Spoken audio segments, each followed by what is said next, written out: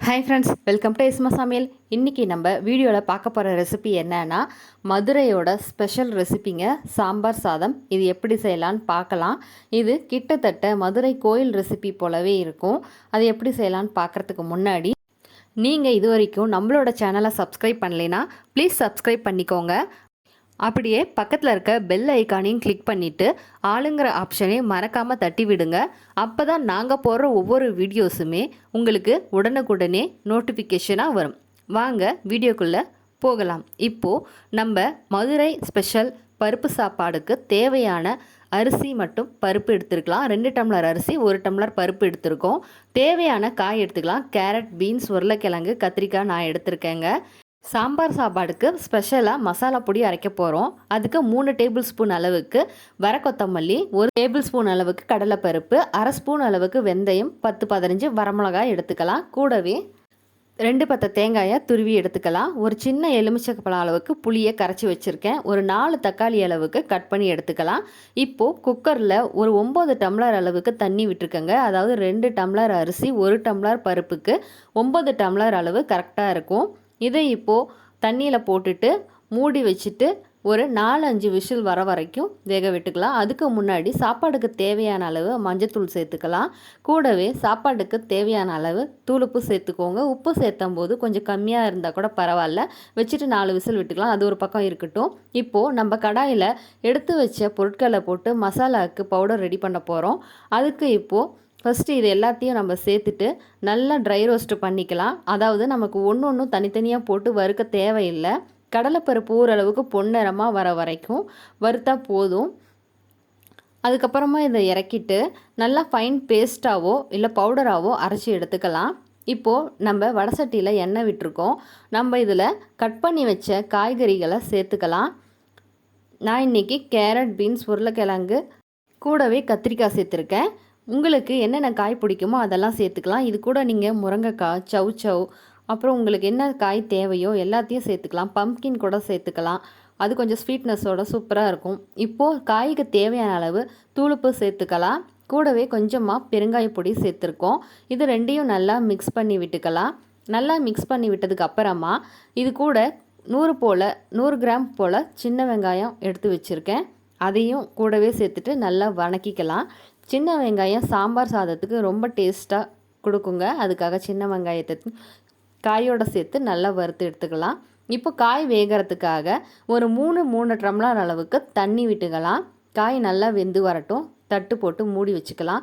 காய் அரை வேக்காடு வெந்ததுக்கு அப்புறமா நம்ம அரைச்சி வச்ச சாந்த இதில் சேர்த்துக்கலாம். அதாவது கொத்தமல்லி, வரமிளகா, கடலைப்பருப்பு, தேங்காய், வெந்தயம் எல்லாத்தையும் நம்ம ஃபைன் பேஸ்ட்டாக அரைச்சி வச்சுருக்கோம். அதை இது கூடவே மிக்ஸ் பண்ணிக்கலாம். இப்போ இது நல்லா கொதிய ஆரம்பிச்சிருச்சு. நல்லா பாதி அளவுக்கு கொதிஞ்சதுக்கு அப்புறமா நம்ம கட் பண்ணி வச்ச தக்காளி துண்டுகளை இது கூடவே சேர்த்துக்கலாம். தக்காளியும் கொஞ்ச நேரம் நல்லா வதங்கி வரட்டும். ஓரளவுக்கு வதங்கின பின்ன நம்ம கரைச்சி வச்ச புளி தண்ணியை சேர்த்துக்கலாம். புளி தண்ணியை நம்ம கடைசியாக தாங்க சேர்த்துறோம், இல்லைன்னா காய் வேகாது. அதுக்காக தான் தக்காளியும் புளியையும் கடைசியாக சேர்த்துக்கிறோம். அப்போ தான் நமக்கு காய் சீக்கிரமாக வெந்து வரும். புளிப்புத்தன்மை சேரும்போது காய் சீக்கிரம் வெந்து வராது. அதே போல் பருப்புமே கூட வெந்து வராது. இதெல்லாம் சின்ன சின்ன டிப்ஸு. இப்போ நம்ம ஒரு பக்கம் வச்சுருந்த சாப்பாடு நல்லா வெந்து வந்துருச்சு. பாருங்கள், சாப்பாடு எவ்வளோ சூப்பராக பூ போல் வெந்து வந்திருக்குன்னு. இது சாம்பார் சாதத்துக்கு கரெக்டான பக்குவத்தில் ரெடி ஆகிடுச்சு.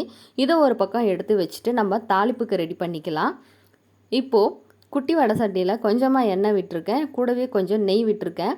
இதில் கடுகு, கடலைப்பருப்பு, உளுந்து, கூடவே சீரகம், மிளகு சேர்த்து தாளிச்சிருக்கலாம். கூடவே கொஞ்சம் வெந்தயம் போட்டிருக்கேன். இது எல்லாம் பொரிஞ்சு வர டைமில் நம்ம ஒரு 3-4 கொத்து கருவேப்பிலை, 3 வரமிளகாயை சேர்த்துக்கலாம். இது நல்லா பொரிஞ்சு வந்ததுக்கப்புறமா ஒரு மீடியம் சைஸ் பெரிய வெங்காயத்தை கட் பண்ணி எடுத்து வச்சுருக்கேங்க. அதையும் இதில் சேர்த்துக்கலாம். வெங்காயம் எந்த அளவுக்கு நமக்கு வதங்கி வருதோ அந்த அளவுக்கு சாப்பாடு நமக்கு மணமாகவும் ருசியாகவும் இருக்கும். தாளிக்கும் போது கொஞ்சமாக பெருங்காய பொடி சேர்த்துக்கலாம். நம்ம ஏற்கனவே சாப்பாடுக்கு தேவையான பெருங்காய பொடியில் பாதி அளவு காயில் சேர்த்துருக்கோம். இப்போ தாளிப்புக்க போது பாதி அளவு சேர்த்துருக்கோம். 2 பேட்சாக சேர்த்துருக்கோம். அவ்வளோதான், வேறு ஒன்றும் இல்லை. இப்போ நம்மளோட வெங்காயம் நல்ல கோல்டன் கலராக சூப்பராக வதங்கி வந்துருச்சு. இது இப்போது இறக்கிட்டு நம்ம ஃபைனலாக சாப்பாடு கூட சேர்த்து கிளறிக்கலாம். இப்போ நம்ம சாப்பாடு கூட நம்ம காய்கறி சார்ந்து நல்லா வெந்து வந்துருச்சு. அதை இப்போ இதில் சேர்த்துக்கலாம். பாருங்கள், நீங்கள் பார்க்கும்போதே தெரியும் நம்மளோட காய்கறிகள் எவ்வளோ சூப்பராக வெந்து வந்துருச்சுன்னு. ரொம்ப ரொம்ப வாசனையாக இருந்ததுங்க. இது போல் ஒரு முறை செஞ்சு பாருங்கள், சாப்பிட்றதுக்கு ரொம்பவே டேஸ்ட்டாக இருக்கும். மதுரையோட ஸ்பெஷல் சாம்பார் ரெசிபி இது. இப்போது இதை நல்லா மிக்ஸ் பண்ணிக்கலாம். பாருங்கள், நல்ல குழைய சூப்பராக வெந்து வந்திருக்கு. சாப்பிட்றதுக்கு ரொம்ப ரொம்ப டேஸ்ட்டாக இருக்கும். ரொம்ப வாசமாகவும் இருந்தது. இதை இன்றைக்கி நான் காலையிலேயே செஞ்சுட்டேன். பசங்க லஞ்சுக்கும் கொடுத்து விட்டேன். ரொம்ப விரும்பி சாப்பிட்டாங்க. இப்போது எல்லாத்தையும் மிக்ஸ் பண்ணி விட்டதுக்கப்புறமா நம்ம தாளித்த வெங்காயத்தை இது கூட சேர்த்துக்கலாம். நம்ம ஃபைனலாக ஒரு முறை வெங்காயத்தை தாளித்து கொட்டும்போது அதோட ஃப்ளேவர் இன்னும் கூட கொஞ்சம் சூப்பராக இருக்கும். உங்களுக்கு தேவைப்பட்டால் இது கூடவே கொஞ்சம் முந்திரியையும் தாளிச்சிட்டு கோல்டன் கலர் வந்ததுக்கப்புறமா சேர்த்துக்கலாம். நான் இன்றைக்கி அதெல்லாம் சேர்க்கலை. இப்போ இதை நல்லா மிக்ஸ் பண்ணி விட்டுக்கலாம். நம்மளோட சாம்பார் சாப்பாடு சூப்பராக கிளறி விட்டாச்சு.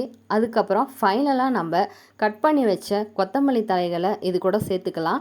நம்மளோட மதுரை ஸ்பெஷல் சாம்பார் சாதம் சூப்பராகவும் ரொம்ப ரொம்ப சுவையாகவும் சிம்பிளாகவும் ரெடி பண்ணியாச்சுங்க. சாப்பிட ரொம்ப ரொம்ப ருசியாக இருந்தது.